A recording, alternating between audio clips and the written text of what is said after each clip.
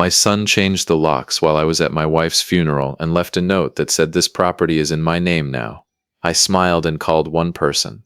The day I buried my wife of 40 years, I came home to find a note on the ground in front of my own front door. It was written in my son's handwriting. I read it once, folded it in half, put it in my breast pocket, and felt something inside me go very, very quiet. Welcome to Eric's Revenge Stories. Drop a comment and make sure to subscribe. You are going to love it here. My name is Augustus Ballard. I am 65 years old. I spent 31 years as a quantity surveyor in Peterborough, Ontario. And if you do not know what a quantity surveyor does, I will tell you simply that I spent my career reading contracts, measuring what was actually built against what was promised, and telling people very calmly when the numbers did not match. I retired 4 years ago. I grow tomatoes in the backyard that my wife Miriam used to say looked better than they tasted. I will not confirm or deny that. She is not here to argue the point anymore, and I still have to eat them. Before I tell you what I did next, tell me where you are watching this from. I would love to know. Miriam and I met when I was 24, and she was 23. We married a year later. She was a school librarian for 27 years. She had opinions about everything, the right way to fold a fitted sheet, whether the word utilize should be allowed to exist, and the correct amount of time a person should spend on a phone call. The correct amount, according to Miriam, was never more than 4 minutes unless something was on fire. I always thought that was reasonable. She died in February after 14 months with pancreatic cancer. She was 64 years old. She was the funniest person I have ever known, and I am still not sure the world has fully adjusted to her absence. Our son Derek is 38. He works as a civil estimator for a mid-sized construction firm out of Barrie. He knows contracts. He knows documents. He knows exactly what language means and what it does not mean, and he knows the difference between a legal claim and a piece of paper with words on it. I want you to hold that in mind. Derek moved to Barrie 11 years ago when he married a woman named Cassandra.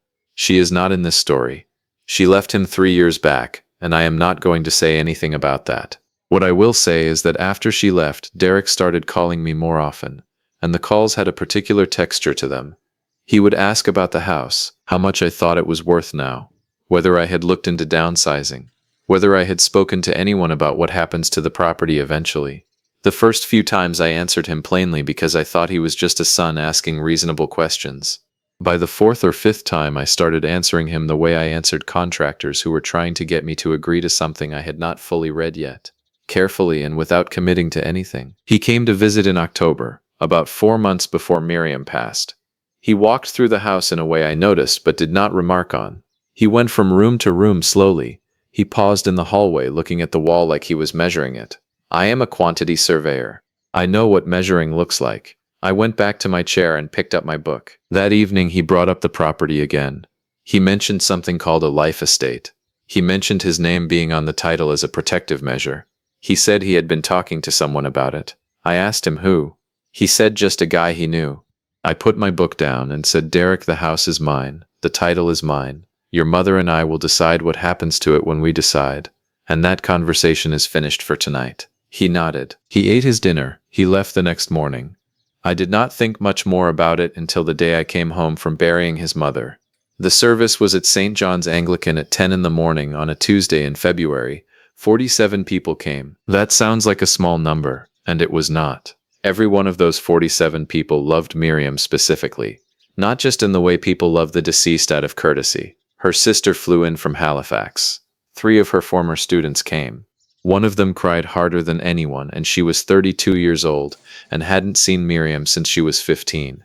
That tells you what you need to know. I got home at 1:30 in the afternoon. I was still in my funeral clothes.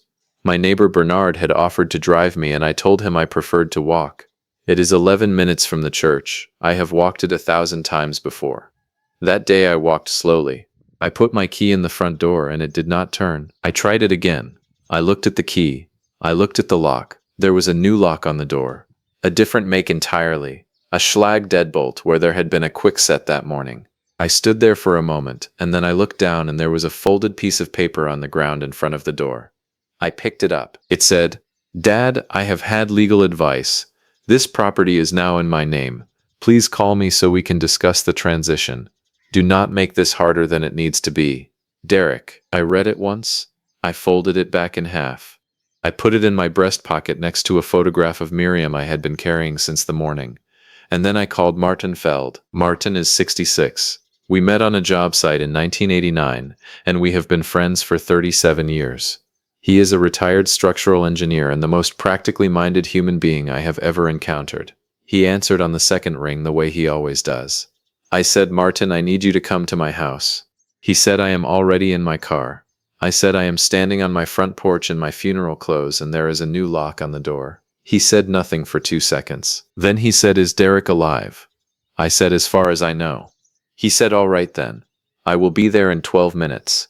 He arrived in 11. He stood beside me and I handed him the note.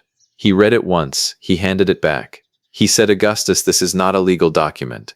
This is a man who works in construction writing words on paper and hoping you are too tired and too sad to check. I said, I know. He said, so who are you calling? I said, Patricia Shum. He said, good. Call her now while I stand here and look unfriendly in the direction of the street. Patricia Shum has been my property lawyer for 19 years. She is 57 years old, and in all the time I have known her she has never once raised her voice and never once lost. She answered on the third ring and I told her exactly what I was looking at. She said, give me 4 minutes. I gave her 4 minutes. She called back and said, Augustus, the title to that property has not moved. Your name is the only name on it. It has been your name only since Miriam's passing 3 weeks ago, when her share transferred to you exactly as your joint tenancy specified. She said, Derek has filed nothing, registered nothing, and has no legal standing to that property whatsoever. She said that note is a piece of paper with words on it. Then she said, I am going to need you to file a formal complaint with the Land Registry Office today, and I am going to do several other things on your behalf this afternoon. Do not go anywhere.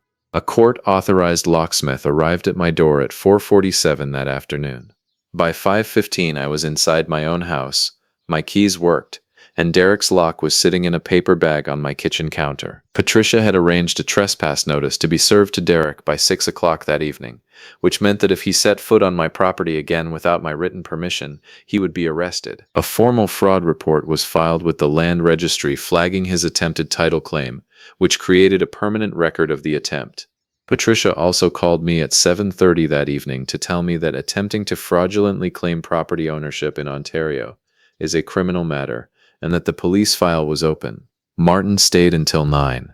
We ate soup that Bernard's wife had left on the porch in a pot with a note that said nothing except eat this. We did not talk about Derek much. We talked about Miriam for about an hour. Martin told a story about a dinner party she threw in 1994 where she served a dessert she had made herself, and it was, in his words, structurally compromised in ways he had rarely encountered in 30 years of engineering. I told him she knew it too. She served it anyway and dared anyone to say something. Nobody did. Martin said that was the most Miriam thing he had ever heard, and he was right. The following week I met with my estate lawyer, Gerald Osei. Gerald has the calm energy of someone who has heard every version of every story and is no longer surprised by any of them. We spent 2 hours restructuring every document in my name. The will was revised. A property trust was established. A power of attorney was updated with Martin named specifically. Every legal opening Derek had been quietly mapping for 2 years was closed and documented. Gerald looked over the finished paperwork and said, I think we have covered it. I said, I know we have covered it. He said, how do you know? I said, because I spent 31 years finding the gaps in what people built versus what they promised, and there are no gaps here. Derek did not call me for 6 weeks. When he finally did, I let it go to voicemail. He left a message that started with explanation and ended somewhere near what I think he intended as remorse. I listened to it once. I did not call back. The fraud flag at the land registry remains on permanent record. The police file remains open. Patricia tells me charges are unlikely given what was filed, but the record exists and Derek is aware it exists. That is sufficient. 8 months later, Derek wrote me a letter. A real one, handwritten, 4 pages. I am not going to tell you what was in it. That is between a father and a son. What I will say is that I have not made any decisions about what comes next, and I am not in a hurry to make them. On a Saturday afternoon in late April, about 2 months after all of this, Martin came over and helped me put up a new fence along the back of the property. We had talked about it for 3 years. Miriam always said the old one looked tired.